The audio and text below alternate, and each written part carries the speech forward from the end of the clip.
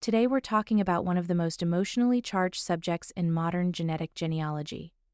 Many people take a DNA test expecting confirmation of Native American ancestry because they grew up with family stories, oral traditions, photographs, historical documents, or even documented ancestors connected to Native communities.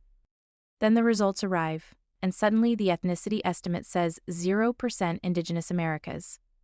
For some people, that moment feels confusing. For others, it feels devastating. Today we're going to break down why that happens, why ethnicity estimates are not the same thing as genealogy, and why historical records still matter tremendously when researching Native ancestry. This is not about proving or disproving anyone's identity. It is about understanding the limitations of DNA testing and the complexity of history itself. One of the biggest misconceptions online is the idea that DNA tests function like magical truth machines. They do not. Commercial DNA testing companies are statistical comparison systems. Your DNA is compared against modern reference populations. Then the company estimates where portions of your DNA most likely resemble those populations. That means ethnicity estimates are predictive, comparative, and statistical. They are not literal ancestry scanners. And importantly, they are not tribal enrollment systems.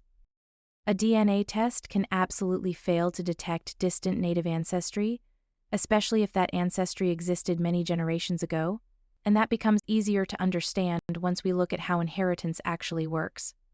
A very important concept in genetic genealogy is understanding that inheritance is random. You inherit 50% of your DNA from each parent, but after that, recombination begins shuffling genetic material every generation. By the time you move back several generations, some ancestors contribute very little measurable DNA. Others may contribute none that survives in a recognizable form. For example, a fourth great-grandparent theoretically contributes only around 1.5% of your DNA.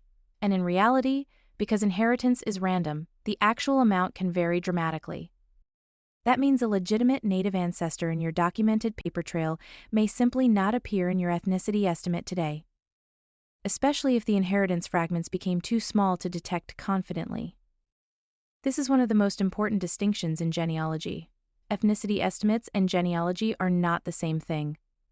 Genealogy reconstructs family relationships through records, census documents, birth records, military records, land records, probate files, church records, tribal rolls, court cases, and migration history.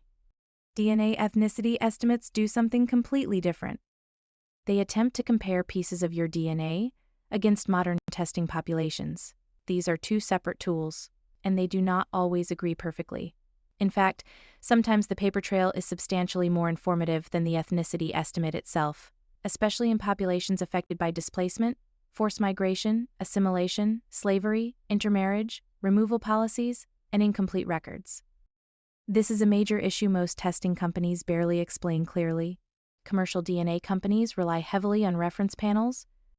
Those reference panels require large numbers of people from a population willing to test and participate in research databases. But many Native communities understandably distrust genetic testing due to centuries of exploitation, displacement, scientific abuse, and political misuse. As a result, Native reference panels are often much smaller than European reference panels. That means the companies have less data available for comparison. This creates uncertainty. Some Native ancestry may instead appear as broadly East Asian, Siberian, Central Asian, Northern Asian, or may disappear entirely below detection thresholds, especially at low percentages. Many people become alarmed when their ethnicity estimates shift dramatically after updates. One year a person may show 2% Indigenous Americas. Then after an update, 0%. Later, 1%. This does not mean your ancestry itself changed. It means the company adjusted its comparison models, the populations being used, and the confidence thresholds. Ethnicity estimates are constantly evolving interpretations. They are not fixed scientific absolutes. This is why professional genealogists never rely solely on ethnicity percentages to determine ancestry conclusions. Now, this is where conversations become emotionally complicated. Family stories are important. Oral traditions matter deeply in genealogy. In many communities, especially marginalized populations, oral history preserved information that official records ignored, erased, or intentionally distorted. But oral tradition also requires careful research. Not every family story is historically accurate. Some stories became altered over generations, others may reflect broader cultural myths, and some may contain kernels of truth hidden beneath distorted details. Good genealogy requires balance. We neither blindly accept nor automatically dismiss oral traditions. We investigate them. This is an extremely important distinction. Commercial DNA tests do not determine tribal citizenship. Sovereign tribal nations establish their own enrollment requirements. Those requirements may involve lineal descent, historical roles, blood quantum, community relationships, or documented ancestry. A person with measurable native DNA may not qualify for tribal citizenship, and a person with documented tribal ancestry may show little or no detectable native ethnicity today. These are separate issues. Genetics and identity do not always align neatly, and responsible genealogy must respect both science and tribal sovereignty. Across Appalachia, the South, and the eastern United States, many families experienced centuries of intermarriage between European settlers, native populations, African populations, and mixed communities. Over time, DNA segments become fragmented. Some lines remain detectable while others do not. This is especially common in populations with deep colonial-era ancestry, heavy admixture, and incomplete historical documentation. And that creates situations where the paper trail may remain visible long after the measurable ethnicity fades. Now we also need to address the elephant in the room. The internet is flooded with bad genealogy. Many people attach themselves to fictional native ancestors without documentation. Others repeat family myths without research. And unfortunately, fake stories can damage legitimate research efforts. This is why evidence matters. Good genealogy requires citations, records, context, critical thinking, and honest evaluation, not wishful thinking.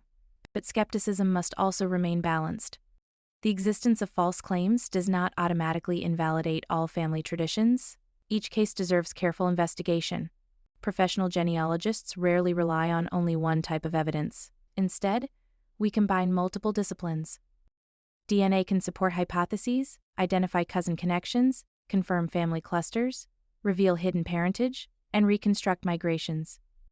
Historical research provides names, timelines, locations, relationships, and cultural context. Together, they create a much fuller picture than either tool alone.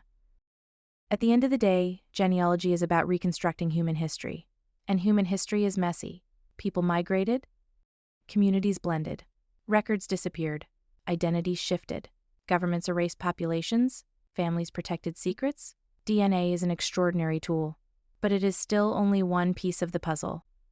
A missing ethnicity percentage does not automatically invalidate your family history.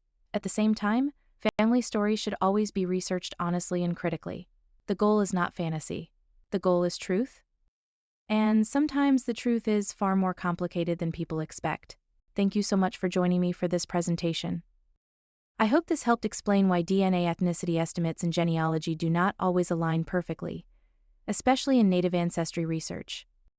In future episodes, we'll continue exploring Cherokee genealogy, Native American DNA studies, ethnicity estimates, Appalachian ancestry, colonial migration patterns, and the intersection between genetics and historical research. If you enjoyed this presentation, please like, subscribe, and share.